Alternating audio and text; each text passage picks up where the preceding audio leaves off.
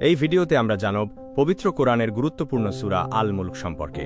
এর পরিচয়, তাৎপর্য এবং ফজিলত নিয়ে আলোচনা করা হবে। সূরা আল মুলক একটি মাক্কি সূরা, যা পবিত্র কোরআনের ১২তম সূরা। এতে ৩০টি আয়াত রয়েছে। মুলক শব্দের অর্থ রাজত্ব বা সার্বভৌমত্ব। এই সূরাটিকে সূরা তাবারাকও বলা হয়। সূরা আল মুলক তিলাওয়াতের অনেক ফজিলত রয়েছে। এটি কবরের আযাব থেকে মুক্তি দিতে সাহায্য করে। কিয়ামতের দিন এই সূরাটি তার পাঠকারীর জন্য সুপারিশ করবে। এছাড়াও রাতে ঘুমানোর আগে এটি পাঠ করা একটি গুরুত্বপূর্ণ সুন্নাত। এই সূরার মূল বিষয়বস্তু হল আল্লাহর সৃষ্টি নৈপুণ্য এবং আখেরাতে জবাবদিহিতা।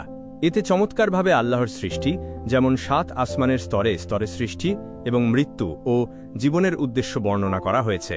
পাশাপাশি পরকালের শাস্তি ও পুরস্কার সম্পর্কেও সতর্ক করা হয়েছে। জাযাকাল্লাহু খায়রান। আল্লাহ আমাদের সকলকে সূরা মুলক বুঝে পড়ার এবং এর শিক্ষা নিজেদের জীবনে আমল করার তৌফিক দান করুন। আমিন।